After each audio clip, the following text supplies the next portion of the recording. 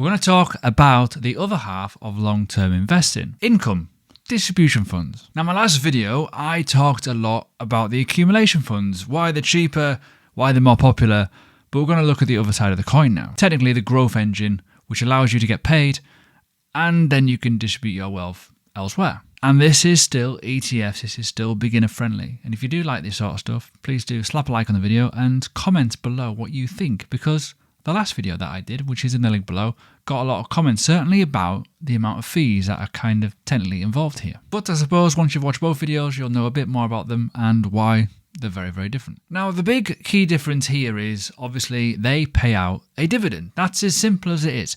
They do not reinvest automatically. You get paid it physically into your portfolio. And this obviously gives you some control. You can do whatever the hell you want. You can put it into another stock, you can put it in the same fund, or you can take it out if you so wish to. But remember, accumulation funds are all for reinvestment into growth into the exact same fund. Distribution, obviously, paid out as a bit of an income. But from a psychological point of view, why do these feel different to accumulation funds? Not obviously the fact that one, they're not nowhere near as popular realistically. But let me explain some obvious factors. Income will come regardless of what that market fund is doing. You don't need to sell any units for some profit because you're getting the income generated. And I think, personal opinion here, cash flow changes behavior. It's all psychological. Income will feel real for some people. It's like a little bit of a reward for doing something. And I do think as well, it keeps people invested, it keeps people in for the long run, because I think with accumulation funds, sometimes you don't see that progress because you just see it added. You don't even get a notification or some brokers that it's happened. But yeah, I feel that for me, as you know, I'm a dividend investor mainly for like my stock market portfolio. It kind of smooths out those kind of horrible, dips and troughs and stuff like that because, in a volatile market, having income really does help. Let's be clear here. Distribution funds and accumulation funds will probably cater for different sort of people here. I'll be honest with you, because you will have accumulation funds for people that are starting out, that want to grow their portfolios, as I said before, but you will have people approaching retirement that will want cash flow. They will want to get paid. Like myself, when I turn 50 odd, I'm hoping that I will have over 7 figures in my ISA, and then I can draw off that tax-free with the income anyways from the cash flow without having to actually sell, hopefully without having to sell the ETFs itself. But there is some important factors to look at in terms of yield. There's ongoing charges. There's obviously withholding tax if they're not in the UK or Ireland. So yeah, there's some situations to look at. But let's get into it. So first and foremost, the S&P 500. I am going to talk about two of these because one of them has a very, very different fee ratio. There's good and bad here. US exposure can work two ways, good or bad. I think bad at the minute because of the Magnificent Seven. It hasn't actually worked out very well for the S&P 500 over the last 12 months, give or take, versus Europe. You will see throughout this video which has performed very well. If you're living in Europe or the UK, you might be thinking, oof, it's been a while since we've actually outperformed the market here. But we have. These do pay out dividends, obviously. Growth and income blend, and it is very popular. This is the most popular in terms of fund size for Great British Pounds in distribution. There is some elements here that we need to talk about because it is good, but it could be better. Performance-wise, all right, let's be honest here. The fees are 0.07%. That is one of the big negatives here. But the reason why I talk about it, as I say, it's 95% obviously America.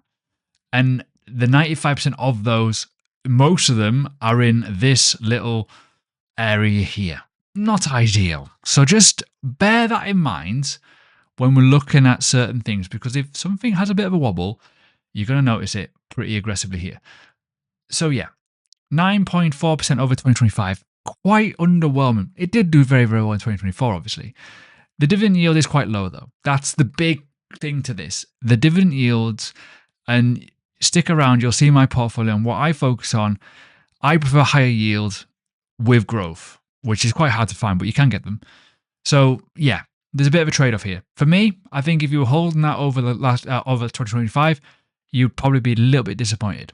But long term, you'll be on. One thing you can do, technically, to get a little bit more bang for your buck is the lower cost version. It's the exact same 0.03% returns, fees. So it will make your returns a little bit better. But as I say, it's exactly the same fund. So Same performance metrics, same elements around it pretty much. But yeah, you can get it a little bit cheaper if you so wish to, which is a different ticker, which is SPX5. Now, the most obvious fund out there that is very popular is the All World Fund, and it's a distribution fund. Global exposure, 3,624 holdings, which is quite huge. It pays income every single quarter, and it's one fund. It's very simplistic, and it's very popular for that reason. If you just want income without managing multiple things, this is probably the most obvious one you'll go for, especially if you are looking for some dividends, because the dividends are actually a bit better here. As I say, though, yeah, you could argue the ratios in terms of expenses can be a little bit higher here. However, thus been said, you have a bit more exposure elsewhere. Still nearly 60% in America, which is obviously a potential problem here. But across the other financial sectors, it's a bit different. However, performance-wise, it has outperformed the S&P 500. It has, over the last couple of years, done very, very well. Over the last 5 years, up 71%, which is actually pretty damn good. The yield is a little bit better, 1.37%, so that will massively help over the course of time. The reality is here, when you reinvest these dividends back into this fund, and if you are playing with more money, you will start to notice that you are making a bit more bang for your buck, certainly if those dividends change or hopefully grow. If you're in the UK, you'll know that the UK is a very heavy dividend market. Very, very heavy. I think that the UK offer the best dividend stocks. I know the American side will always argue differently, but there's a lot more growth in that sector versus income, which is good. This is very, very heavy, but it also has performed very, very well. This has been around since 2000 as well.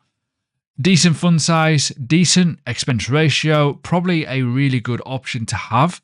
Certainly I don't have it, but I do have it in a different way. I will explain why in a minute. If you stick around, you'll see this. But as you can imagine here, this is a really solid one. Obviously, yes, there's some solid UK holdings here. For obvious reason, it is the UK. There's a little elements of some outside there. But in terms of overall metrics, it's up 25% in 2025. It's done fantastic. Yes, over the other years, not as great. But it actually has recorded even a positive in 2022, which actually quite a lot of stock markets in terms of other countries failed to do so. Dividend yield, 2.39%. Ridiculously high, even higher back in the past here. So this is kind of like, if you're in the UK, realistically, you should have this, if I'm going to be brutally honest here. It does have some slower growth in some years, obviously, but it is a lot more reliable in payouts for obvious reasons. Strong income in the UK, as I say, for a lot of dividend stocks. Now, if you want a slightly cheaper option to the Vanguard All World Fund, this is an option here. It does have less stocks, though. That's the only downside to it. It is from 23 developed countries, which is fine, and it actually has performed pretty well, realistically. But there is 70% of the US in here, which could be maybe a bit of a downside. So the dividends won't be as classy.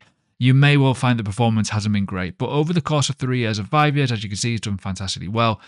Overall, yes, not as great as the FTSE versus obviously 2022 here, but enough. Obviously, yield's not too bad neither. So there's another option there. Simplistic, but I thought I'd give you it. Now, the final one, and probably something that is at the minute under the radar. This is the European index that's tracking all the top ones there. It does have, the UK stuff in here. I think it is overlooked a little bit by UK investors. This does have some elements of, maybe you could argue, low volatility with some stuff. But let's talk about this because I think this is quite, as I say, under the radar. 405 stocks, which is fine. It's done fantastically well recently. That's the thing. You have a good mix of everything here, pretty much everything. Not financial advice, but sometimes it's good to have not just US, just saying. With that in mind, the performance of this has been really solid. As you can see, it's been a bit crazy. Obviously, the European market is a little bit different, but recently it has been doing very, very well. Not as crazy as some markets, obviously, but the dividend yield is actually 2.45%, which is actually quite high. So when we talk about the European market with the strong infrastructure around the dividend side of it, I think if you want more income, you need to look into Europe, pretty much. UK, Europe, whatever it may be. And let me showcase my portfolio because I can prove it. Whenever I put my portfolio in on here, the reason why I prefer distribution as well is because with accumulation, it completely messes up my whole portfolio in here. I'm in 3 funds. They're all distribution funds. I'm in the, as you know, if you've been following along, the developed dividend fund, this developed market, which is basically Europe. I'm in only the UK version of the dividend one, which is important. And then I have the all world one. So that one pays me a lot less in dividends. Let me just showcase the dividend side of it so you can see it. Now, the realistic elements to this is, yeah, the decent shares. But for me, the fundamentals are pretty clear. I want to make as much income as possible. This one here, the All World Fund, is 2.79% currently yield on cost, which is pretty decent. That is the All World Fund. The developed markets, 3.66%. And then you got the UK dividend fund, which is highest at 5.04%. That is a good spread. Low volatility, works pretty well. They've all offered growth as well. So with that in mind, you've got to be careful with where you go. As I say, you can go with the S&P 500 if you want to and aim for growth, but ultimately, growth isn't the be all and end all. You've got to have, I think, a mix. Like a 0.98% yield or 1% yield is pretty meh. What if we have a period of like 3 or 4 years of like rubbish returns on the growth, but you're not actually getting paid? That is the big thing here. That's the big important part that you need to consider. Accumulation funds, yes, great for growth, great for certain things. But you do need to think about the income at some point in your life, whether that is distribution later down in line. So yeah, we'll see. But for me, I do both. If you are interested in this tool, it's called Snowball Analytics. There's a link below. There's a 10% off and a free trial. You don't have to pay for it if you don't want to, but you can put in your entire portfolio and you will, hopefully, fingers crossed, see everything at a much better display. Here. This will have article form of video, so you can get it in list form if you so wish to. It's not out yet. I am also building some calculators. So just to give you a bit of an idea, I'm building an investment calculator, as you can see here. All the gubbins that you can put in here, which is great. And you can start to plan your life a little bit more. And then, yeah, it just makes more sense. Also, there's a plan versus reality, which is going into Snowball Analytics. So if you want to try and see the rough amounts, cool. And then go to the real amounts, awesome. So there you go. The simple, the practical, maybe not the perfect situation for everyone, but they do work. And if you use them correctly and you reinvest correctly, they could build you a very, very nice portfolio over the course of time alongside the accumulation funds. If not yet done so, watch the accumulation video because I've been talking about it. And yeah, both of those will help you.